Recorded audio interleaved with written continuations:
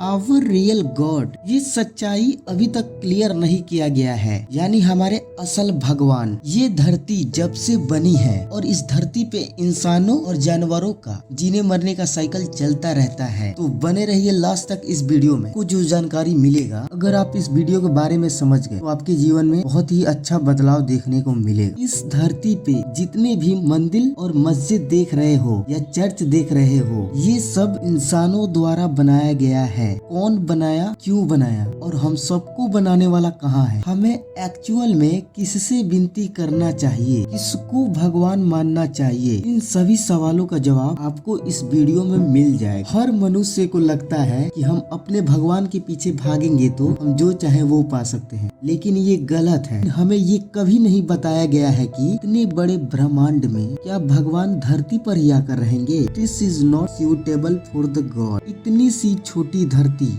जो उनके आगे धूल के बराबर है। क्या आपको एक्चुअल में लगता है कि ईश्वर धरती पर ही रहते हैं? ये सोचना गलत है कि भगवान धरती पर ही रहते हैं, लेकिन उनकी शक्ति और अस्तित्व कहीं न कहीं है, जो पूरे ब्रह्मांड और इस धरती को और इस धरती पे जीवन बनाया है। कोई न कोई तो होगा ही जो ऐसा चमत्कार कर सकता है। हम डायरेक्ट नहीं बोल सकते हैं कि भगवान नहीं है। अगर भगवान नहीं है तो ये चमत्कार कैसे? और अगर चमत्कार हुआ है, कोई न कोई शक्ति है जो पूरे ब्रह्मांड और धरती पे जीवन भरता है। इन द सेंस भगवान नहीं होते तो ये चमत्कार करता कौन? अगर है, कौन है, कहाँ है और उनसे मुलाकात करने के लिए या कम्युनिकेट करने के लिए क्या करना पड़ेगा? तपस्या करना पड़ेगा या उनकी साधना करना पड़ेगा? लेकिन मैं बता दूं, उनको ये भी पसंद नहीं कि आप कष्ट में रहो। वो ईश्वर जो अजर अमर सर्वशक्तिमान पूजनीय, वो ये नहीं चाहते कि इंसानों को कष्ट हो।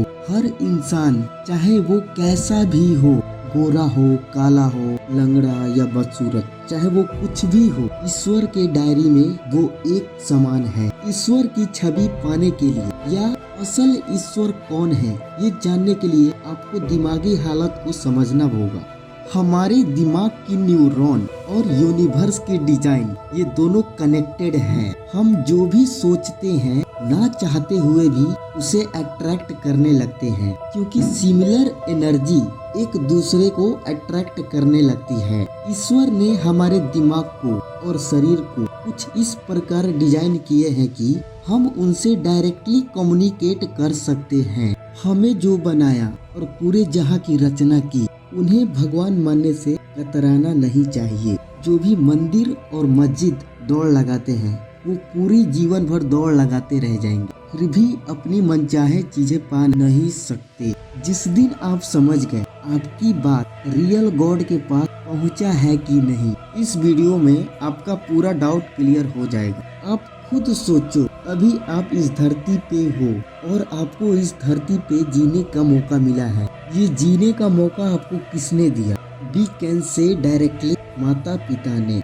That is the second God of the earth. The first God is producer of universe. इसका मतलब आप इस धरती पे जी रहे हो तो सबसे बड़ा रचयिता आपके माता पिता का है।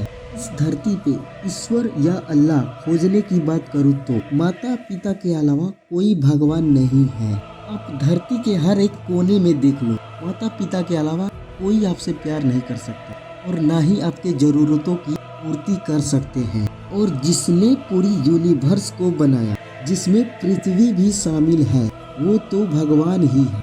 That is main universal God. आपको तो ये क्लियर हो गया है, तो पूरे जहां को बनाया जो यूनिवर्सल गॉड है। लेकिन वही गॉड आपको धरती पे देखने को नहीं मिलेंगे, उनका रूप माता पिता में देखने को मिलेगा। तो आप अगर धरती पे हो तो माता पिता के अलावा कहीं मत जाओ। अगर पूरी जिंदगी को लोगे तो दो भगवान मिलेंगे, एक जो यूनिवर्स को बनाया और जो धरती पे माता पिता ने हमें पैदा किया। That is the real God. इनके अलावा आपको कोई गॉड नहीं मिलेगा।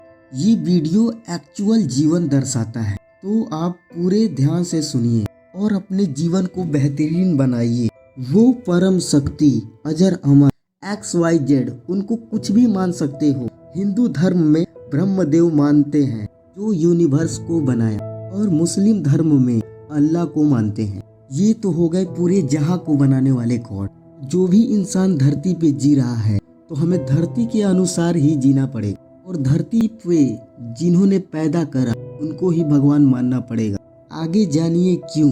अगर आप मंदिर मस्जिद जाकर रैली निकालकर डायरेक्ट भगवान से कम्युनिकेट करोगे तो वो कभी नहीं हो पाएगा।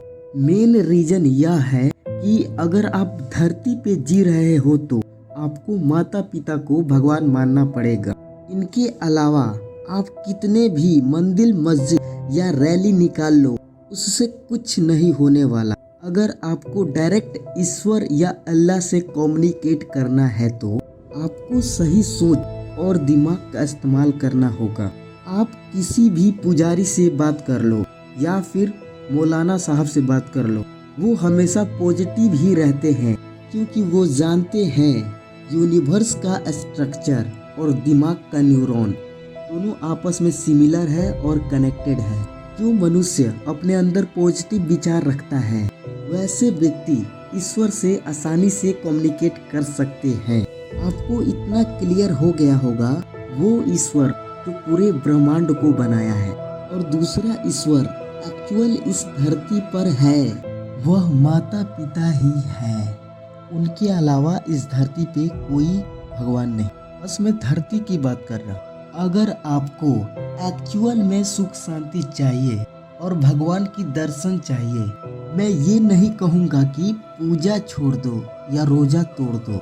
इस धरती पे असल में ईश्वर या अल्लाह की छवि पाना चाहते हो। मैं ईश्वर और अल्लाह क्यों बोल रहा हूँ, ये दोनों एक ही समान है, एक ही ईश्वर है। अगर ईश्वर की छवि पाना है तो माता पिता की सेवा और अच्छे विचारों में घुलना होगा। जैसे ही अच्छे विचार आपके अंदर आ गए और आपसे माता पिता खुश हुए तो ये ब्रह्मांड और धरती बनाने वाला वो भी खुश हो जाएगा और वो खुश हुआ तो डायरेक्ट हर वो चीज दिलाएगा जो आप चाहते हो। ये है असल भगवान की ताकत। अगर ये प्रोसेस आप नहीं करते हो और डायरेक्ट ईश्वर के पीछे भागते हो तो आपको कुछ नहीं मिलेगा। मैं किसी भी वीडियो में बकवास नहीं करता, मैं डायरेक्ट पॉइंट टू पॉइंट बात करता हूँ। तो आप फटाक से इस चैनल को सब्सक्राइब कीजिए और नेक्स्ट वीडियो का इंतजार कीजिए। बहुत ही दिलचस्प और जानकारी वाला वीडियो अपलोड करने वाला हूँ। लाइक कमेंट करके बताओ ये वीडियो कैसा लगा। और भी इसी तरह का वीडियो पे काम चल रहा है, जल्द ही अपलोड होगा, तो फटाक से सब्सक्राइब करो। Thank you.